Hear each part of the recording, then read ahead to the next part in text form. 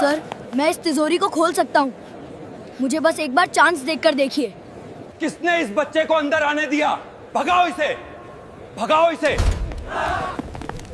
America से आया बड़ा टेक्नीशियन भी हंस पड़ा। ये तिजोरी मुझ जैसे महान टेक्नीशियन से नहीं खुला। तू इसको क्या खोलेगा बे? जा, अगर तूने इसे खोल दिया, वो बोला तो मैं तुझे 1 करोड़ दूंगा। हंसी गूंजने लगी, कैमरे चमकने लगे और बीच में खड़ा था फटे कपड़ों में एक दुबला सा गरीब बच्चा। ये तिजोरी कोई आम तिजोरी नहीं। 5 साल पहले एक पुराने खंडहर से इसे निकाला गया था। कहा जाता था कि इसके अंदर किसी प्राचीन राजा का खजाना है, लेकिन दिक्कत यह थी तिजोरी खुल ही नहीं रही थी। आधुनिक मशीनें फेल हो चुकी थी, लेजर, ड्रिल, एक्सरे सब बेकार। आखिरकार अमेरिका से एक स्पेशल टेक्नीशियन बुलाया गया, लेकिन वो भी इसे नहीं खोल पाया। लेकिन उस गरीब लड़के ने वो जो कारनामा किया, उसे देखकर अमेरिका के बबे से बबे दिग्गज भी हैरान रह गए। जानने के लिए बस आखिर तक देखते रहिए दोस्तों। आज म्यूजियम खचाखच भरा था। इतिहासकार, अधिकारी, मीडिया और कोने में खड़ा था आरव, एक सफाई कर्मचारी का बेटा। उसका पिता म्यूजियम में रात की सफाई करता था। आरव अक्सर उसके साथ आ जाता था, चुपचाप कोनों में बैठकर पुरानी चीजें देखा करता। आज भी वही हुआ। जब टेक्नीशियन ने हार मानते हुए कहा, यह तिजोरी शायद कभी नहीं खुलेगी, तभी वो आवाज आई, सर, मैं खोल सकता हूं। सब पलटकर हंस पड़े। ये बच्चा सफाई वाले का बेटा गार्ड उसे हटाने आए, लेकिन बच्चे की आंखों में डर नहीं था, सिर्फ यकीन। जिस हॉल में अभी कुछ सेकंड पहले तक कैमरों की फ्लैश चमक रही थी, लोग हंस रहे थे। विदेशी एक्सपर्ट अंग्रेजी में कुछ समझा रहा था। अचानक वहां सन्नाटा छा गया। सबकी नजरें एक ही दिशा में घूम गई। वहां खड़ा था फटे कपड़ों में चप्पल घिसी हुई दुबला सा एक गरीब बच्चा, उम्र लगभग 13-14 साल। चेहरा धूप में जला हुआ, बाल बिखरे हुए, लेकिन आंखें बिल्कुल स्थिर। अमेरिका से आया बड़ा टेक्नीशियन जो अभी अभी बड़े कॉन्फिडेंस के साथ ये घोषणा कर चुका था कि ये तिजोरी अब कभी नहीं खुलेगी। पहले तो चौंका, फिर उसके चेहरे पर व्यंग की मुस्कान आई। उसने गले में लटका अपना महंगा ईड कार्ड उंगलियों से उछालते हुए कहा, यह मुझ जैसे महान टेक्नीशियन से नहीं खुला। तू इसको क्या खोलेगा बे? भीड़ में हल्की हंसी दौड़ गई। कुछ पत्रकारों ने कैमरे उसकी तरफ घुमा दिए। नया तमाशा शुरू हो गया है वाली भावना के साथ। कुछ अधिकारी बड़बड़ा उठे, सिक्योरिटी कहां है? बच्चे को यहां किसने घुसने दिया? गार्ड उसकी तरफ बढ़ गए उसे हटाने के लिए, लेकिन बच्चा अपनी जगह से हिला नहीं। उसकी आवाजें कांप नहीं रही थी। उसने दोबारा कहा, सर, अगर आपने मुझे एक मौका दिया, मैं ये ताला खोल सकता हूं। अगर ना खोल पाया तो आप मुझे बाहर निकाल दीजिए, लेकिन एक बार कोशिश तो करने दीजिए। एक अधिकारी ने झुंझलाकर कहा, यह कोई खेल नहीं है, यह राष्ट्रीय धरोहर है। 5 साल से दुनिया भर के एक्सपर्ट लगे हैं इस पर। यह बच्चा क्या कर लेगा? अमेरिकन टेक्नीशियन को शायद इस पूरे दृश्य में मजा आने लगा था। वो हंसकर आगे बढ़ा, बच्चे के कंधे पर हल्का सा थाप देते हुए बोला, चल ठीक है हीरो, एक काम करते हैं। अगर तूने इसे खोल दिया तो मैं तुझे 1 करोड़ दूंगा। 1 करोड़ कैश नहीं, चेक, ठीक है? उसने हंसते हुए पीछे मुड़कर क्राउड की तरफ देखा, जैसे कोई सर्कस का एक्ट शुरू कर रहा हो। हंसी गूंजने लगी, कुछ मोबाइल कैमरे और उठ गए। किसी ने फुसफुसाकर कहा, अगर खोल भी दिया तो बाद में बोल देगा मजाक था। किसी ने कहा, चलो देखो बच्चा क्या नौटंकी करेगा। हॉल के बीच में मोटे मोटे लोहे के रेलिंग के पीछे एक विशाल काली धातु की तिजोरी रखी थी। चारों ओर लाल वेलवेट की रस्सियां, सिक्योरिटी गार्ड, सीसीटीवी कैमरे। उस तिजोरी पर पुराने राजघराने की एक निशानी उत्कीर्ण थी, एक शेर, एक तलवार, कुछ अजीब प्रतीक। ये तिजोरी कोई आम तिजोरी नहीं थी। 5 साल पहले शहर से दूर एक पुराने खंडहरनुमा महल की खुदाई के दौरान मजदूरों को जमीन के नीचे से एक भारी लोहे का बॉक्स मिला था।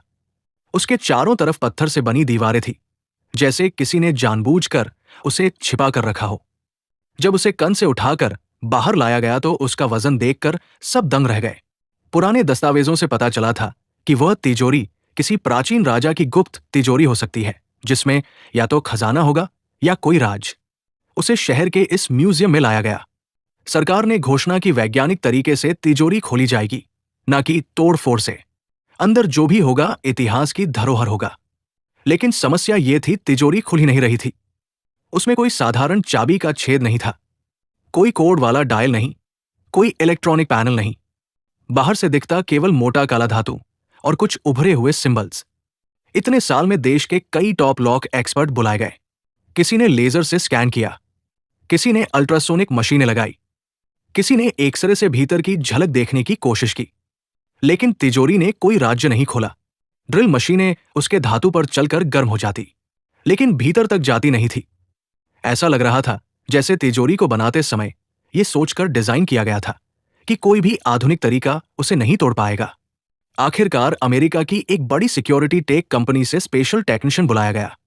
उसका इंट्रो म्यूजियम की दीवारों पर चिपक चुके पोस्टरों में भी लिखा था, दुनिया की सबसे कॉम्प्लेक्स सेफ्स खोलने वाला विशेषज्ञ आज वही फ्लाइट से आकर मीडिया की मौजूदगी में तिजोरी को खोलने की कोशिश कर रहा था। उसने भी मशीनें लगाई, सेंसर्स लगाए, वाइब्रो एनालिसिस किया, लेकिन घंटों की मेहनत के बाद उसने हार मान ली। उसने माइक पकड़ा और कहा, this safe might never open. शायद इसे बिना ओरिजिनल की या सीक्रेट नॉलेज के खोलना ऑलमोस्ट इम्पॉसिबल है। इसी नेवर वाले मोमेंट के बीच कोने में खड़ा एक लड़का आगे बढ़ा। उसका नाम था आरव। वो म्यूजियम के लिए काम नहीं करता था। वो किसी विजिटर के साथ नहीं आया था। वो तो सफाई कर्मचारी का बेटा था। उसके पिता मोहन इस म्यूजियम की रात की सफाई करते थे।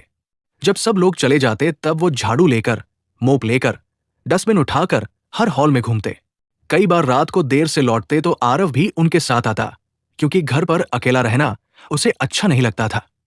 बचपन से ही आरव ने इस म्यूजियम की दीवारों, मूर्तियों, पुरानी तलवारों, सिक्कों, चित्रों को दूसरी नजर से देखा था। जब उसके पिता झाड़ू लगाते, वो कोनों में बैठकर उन पर लगे छोटे छोटे बोर्ड पढ़ने की कोशिश करता। कभी कभी गार्ड उसे डांट देते, ये सब छूना नहीं है, लेकिन उसकी आंखें हर चीज को निरीक्षण की तरह देखती। Pattern, symbol, shapes, lock, hinges एक और अजीब बात थी। आरव के दादा, जो अब इस दुनिया में नहीं थे, अक्सर कहा करते थे, हम कभी राजा के लोगों में से थे।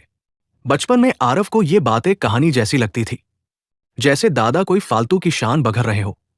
लेकिन दादा जो कुछ बताते उसमें डिटेल इतनी होती कि वो कभी कभी सोच में पड़ जाता।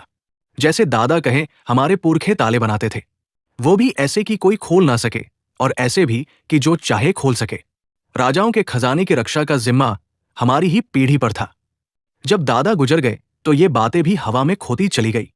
लेकिन एक दिन म्यूजियम के पीछे के हिस्से में एक पुरानी लाइब्रेरी के स्टोर रूम जैसे कमरे में, जहां टूटी कुर्सियां, पुराने बक्से और नाकाम पोस्टर रखे थे, आरव को कुछ अजीब मिला। वो अपने पिता के साथ रात की शिफ्ट में आया था। उसके पिता और एक और सफाई वाला आदमी उस कमरे की सफाई कर रहे थे। चीजें हटाते हटाते एक पुराने वुडन ट्रंक का ढक्कन खुल गया। उसके अंदर धूल से भरी कुछ किताबें थी, हाथ से लिखी हुई, पीले पड़ चुके पन्ने, फटी हुई जिल्द। जब सब चले गए तो आरव चुपके से वापस उसी कमरे में गया। उसने एक किताब उठाकर खोली।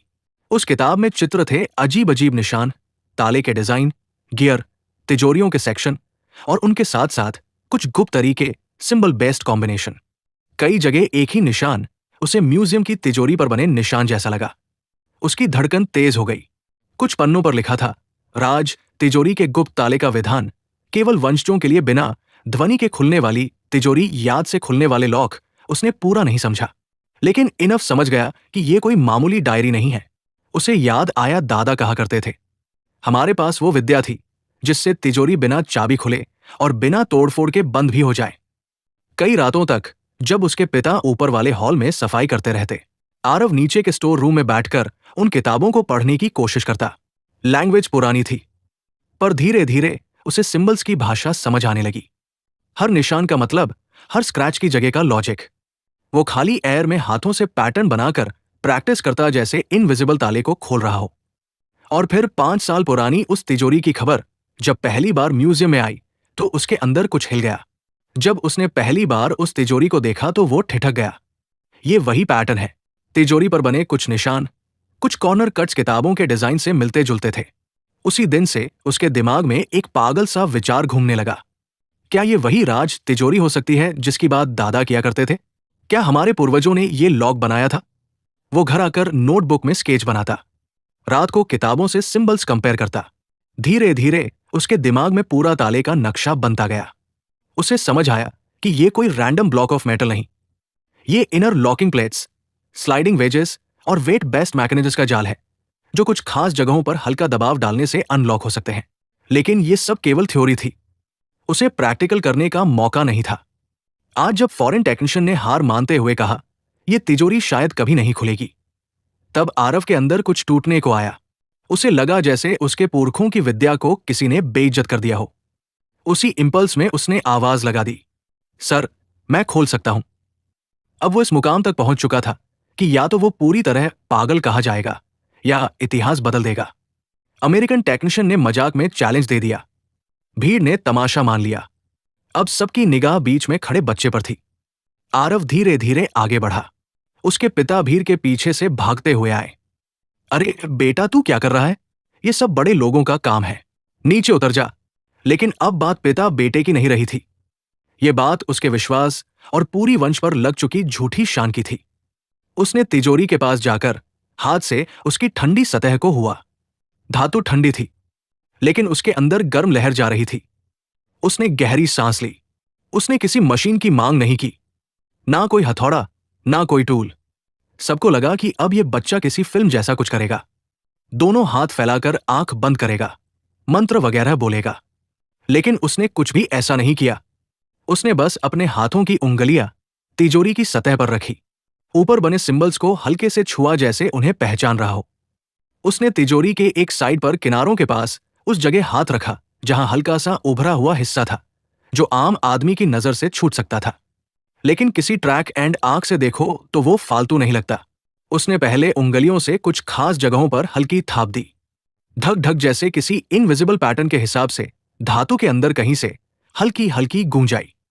फिर उसने दोनों हाथों से दो अलग अलग जगहों पर एक साथ दबाव डाला, फिर छोड़ा, फिर तीसरी जगह पर हाथ रखा। उसका पूरा अटेंशन उन किताबों की याद में था। पहले ऊपर वाली प्लेट, फिर नीचे का वेज, फिर दाहिने की स्लाइड। मीडिया वालों को यह सब धीमा और बोरिंग लग रहा था। कुछ ने कैमरा नीचे कर लिया। कुछ नहीं होगा, बस टाइम पास है, कोई विस्पर कर रहा था। देखना, थोड़ी देर में गार्ड इसे हटाएंगे। हॉल में केवल कुछ लोगों की सांसें सच में रुकी हुई थी।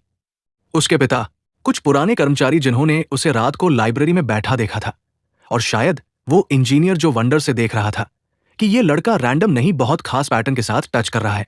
आरव ने आखिरी बार तिजोरी के एक किनारे पर हथेली रखी और बहुत हल्के लेकिन स्टेडी प्रेशर के साथ कुछ सेंटीमीटर स्लाइड जैसा मोशन किया, जैसे इनविजिबल लॉक को अपनी जगह से खिसका रहा हो। क्लिक, एक बेहद हल्की आवाज आई, इतनी हल्की कि कुछ लोगों को तो सुनाई ही नहीं दी, लेकिन जो तिजोरी के पास खड़े थे उनके कानों ने उस आवाज को पकड़ लिया। फिर अंदर से किसी भारी चीज के सरकने की आवाज आई, गुड गुड गुड, जैसे कोई मेटल प्लेट नीचे की तरह गिर रही हो। अगले ही पल तिजोरी का भारी द्वार थोड़ा सा अपने आप आगे की तरफ झुक गया। किसी ने धीरे से धक्का दिया और तिजोरी का दरवाजा खुल गया। पूरा म्यूजियम सन्न हो गया। कुछ सेकंड तक तो किसी को समझ ही नहीं आया कि हुआ क्या है। फिर अचानक कैमरों की फ्लैश एकदम तेज हो गई। भीड़ में एक वेव की तरह शोर उठा। खुल गई, तिजोरी खुल गई। किसी ने चिल्लाकर कहा, इम्पो एस साइबल। किसी ने अविश्वास में अपने सिर पर हाथ रख लिया। अमेरिकन टेक्नीशियन के चेहरे का रंग उड़ चुका था। वो तिजोरी के पास दौड़कर आया, दरवाजे के जोड़, हिंजेस, लॉक मैकेनिज्म को देखने लगा। उसने अंदर झांका, फिर बाहर देखा, फिर बच्चे की तरफ। अंदर सोना नहीं था, कोई चमकता हुआ डायमंड, कोई सोने के सिक्कों का ढेर, कोई जेवर, कुछ नहीं। अंदर थे चमड़े की पुरानी थैलियां, तांबे के सिल्डर्स, रोल्ड अप पार्चमेंट, सील लगे डॉक्यूमेंट्स, राजवंश की मोहरें, कुछ दुर्लभ मोहरें और कुछ मेटेलिक प्लेट्स जिन पर लिपि खुदी हुई थी। इतिहासकारों के लिए यह सोने से ज्यादा कीमती था। एक सीनियर हिस्टोरियन ने शेकी हाथों से एक डॉक्यूमेंट उठाया, उसकी राइटिंग देखी, सील देखी और भावुक होकर बैठ गए। ये तो उसी राजवंश की ओरिजिनल लैंड ट्रीटीज लग रही है। ये तो उस समय की असली मोहर है जिसकी सिर्फ किंवदंती बची थी। ये तो पूरी इतिहास की किताबें बदल सकती है। किसी ने कहा, हमने सोना खोजा था, हमें इतिहास मिल गया। अमेरिकन टेक्नीशियन जो दुनिया भर में अपने टूल्स और कोड से ताले खोल चुका था, धीरे से बोला, ये असंभव है। There was no visible keyhole, no code, no combination input. How did you? Aarav ने बस इतना कहा, सर, ये ताला मशीन से नहीं याद से खुलता है। इसे जब बनाया गया था तब उसके तरीके एक खास किताब में लिखे गए थे। मेरे दादा कहा करते थे, हमारे पूर्वज ताले बनाते थे। मुझे लगा शायद वही लोग इसे बनाते होंगे। मैंने बस वही पैटर्न अप्लाई किया जो उस पुरानी किताब में था। उसके शब्द सिंपल थे, पर उनके पीछे पीढ़ियों की नॉलेज खड़ी थी। वो सिर्फ अपनी नहीं, अपने दादा परदादा और उनकी दुनिया की बात कर रहा था, जिसे राजा के लोग कहकर भुला दिया गया था। सरकार ने तूफानी गति से प्रेस कॉन्फ्रेंस बुलाया। बच्चे को मंच पर बुलाया गया। उसके फटे कपड़ों को देख कुछ लोगों ने कहा, पहले इसे अच्छे कपड़े दो, लेकिन आरव उसी कपड़े में हल्का सा डर और गर्व एक साथ स्टेज पर खड़ा था। एक अधिकारी ने घोषणा की, आज इस बच्चे ने सिर्फ एक तिजोरी नहीं खोली, उसने हमारे इतिहास का एक बंद कमरा खोल दिया है। सरकार उसकी पढ़ाई की पूरी जिम्मेदारी लेगी। उसे स्कॉलरशिप दी जाएगी, चाहे वो इंजीनियरिंग पढ़ना चाहे, उसे गारून पर बिहार की हिस्ट्री या साइंस जो भी। और वो 1 करोड़ हॉल के कोने में खड़ा अमेरिकन टेक्नीशियन, जो अब तक थोड़े शौक में था, धीरे धीरे आगे बढ़ा। उसके हाथ में एक चेक बुक थी। उसने माइक की जरूरत नहीं महसूस की। उसने सबके सामने चेक पर अमाउंट लिखा, एक शून्य, और बिना एक शब्द बोले वो चेक आरव की तरफ बढ़ा दिया।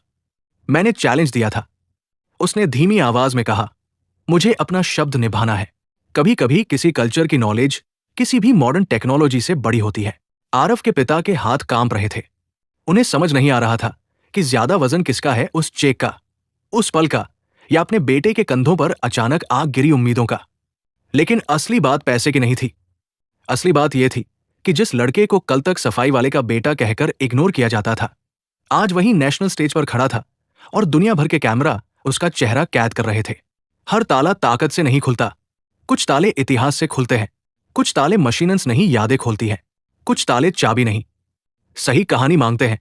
आरव गरीब था, उसके पास ब्रांडेड स्कूल नहीं था, उसकी जेब में महंगा फोन नहीं था, उसके नाम के आगे कोई डिग्री नहीं लिखी थी, लेकिन उसकी जानकारी अमीर थी, पीढ़ियों की लेक्सी से, जिज्ञासा से और उस करज से जो उसे भीड़ के बीच से आगे लाने के लिए काफी था। अगर आपको लगता है कि टैलेंट जगह नहीं देखता, डिग्री नहीं पूछता, सिर्फ मौका मांगता है, तो बस इतना याद रखिए, मौका हर बच्चे को मिलना चाहिए।